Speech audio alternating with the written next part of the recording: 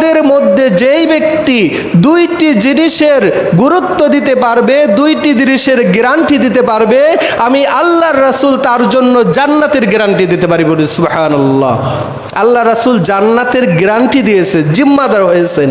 মান আজমান আলী, যে ব্যক্তি আমি রাসূলের জন্য, আমি রাসূলকে ভালোবেসে মা বাইনা লিহিয়াইহি, দুই চলের মধ্যবর্তী স্থানের হেফাজত করবে, গ্যারান্টি দিবে যে এই দুই চলের মাঝে জিহ্বা দ্বারা কাউকে কষ্ট দেব না, কোনো খারাপ কথা বলবো না, কাউকে গালি দেব না, এমন কোনো কথা বা বাক্য বলবো না যার কারণে কোনো ব্যক্তি কষ্ট পায়।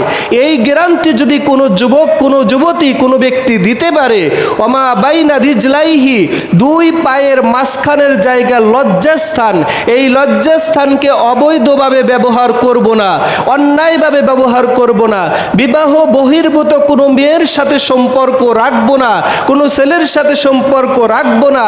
এই দুই চোয়ালের মাঝখানের জায়গা অর্থাৎ জিহ্বাকে এবং দুই পায়ের মাঝখানের জায়গা লজ্জাস্থানকে যেই ব্যক্তি হেফাজত করতে পারবে, আমি রাসূল গ্যারান্টি দিয়ে বলছি, মা বাইনা লিহিয়াইহি ওয়া মা বাইনা রিজলাইহি আজমানা লাহুল জান্নাহ, আমি তার জান্নাতের জিম্মাদার হয়ে নিলাম। সুবহানাল্লাহ। এর চেয়ে কঠিন সত্য কি আর কিছু হতে পারে?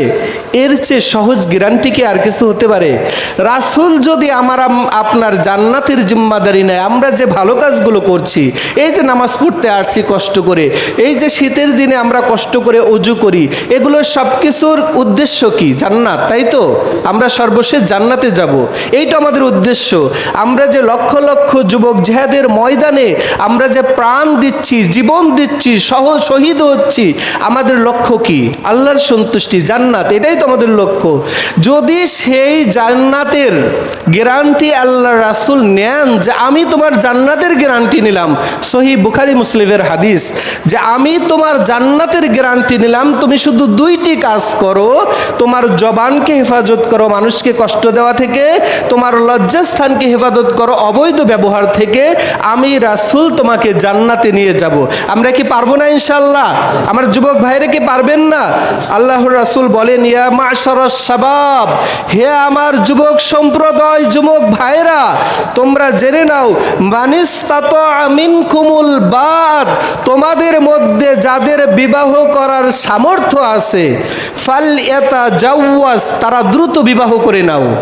এখানে আমরের সিগা বলছেন, নির্দেশ দিয়েছেন, হে আমার অভিভাবকেরা, তোমাদের সন্তান যারা বিবাহের উপযুক্ত হয়েছে, বিবাহ করলে বউকে খাওয়াতে পারবে, বা তুমি অভিভাবক হিসাবে সন্তানের বউকে খাওয়াতে পারবে, তাদেরকে ভরণ পোষণ দিতে পারবে, তাদের পর্দা পোশিদা হিসাবে রাখতে পারবে, তোমরা যারা আছো অভিভাবকরাও জেনে নাও, যুবকেরাও জেনে নাও, ফালিয়াতাজাওয়াজ, তোমার সন্তানকে দ্রুত বিবাহ করিয়ে দাও। হে আমার যুবক ভাইরা, তুমি নিজে দ্রুত বিবাহ করে নাও, কারণ ফাইন্নাহু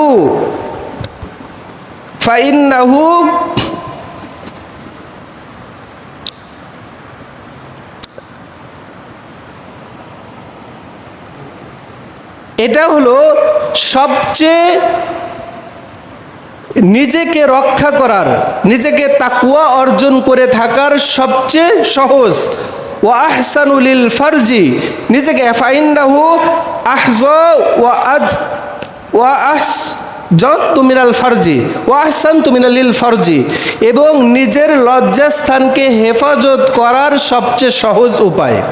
ওয়ামাল্লাম ইস্তাতি, আর যেই ব্যক্তি বিবাহ করতে সমর্থ নয়, দৈহিকভাবে অথবা আর্থিকভাবে বুঝতেছে যে বিবাহ করতে পারবো না, কিন্তু দৈহিকভাবে সে বিবাহ করতে সক্ষম, কিন্তু আর্থিকতার কারণে, পারিপার্শ্বিকতার কারণে সে বিবাহ করতে পারবে না, বউকে খাওয়াতে পারবে না, পড়াতে পারবে না, আল্লাহর রাসূল বলেন ফাআলাইহি বিজাউন, তার উপরে ওয়াজিব হলো এই ব্যক্তি রোজা রাখবে, যতদিন পর্যন্ত বিবাহ করতে পারবে না ততদিন পর্যন্ত রোজা রাখবে।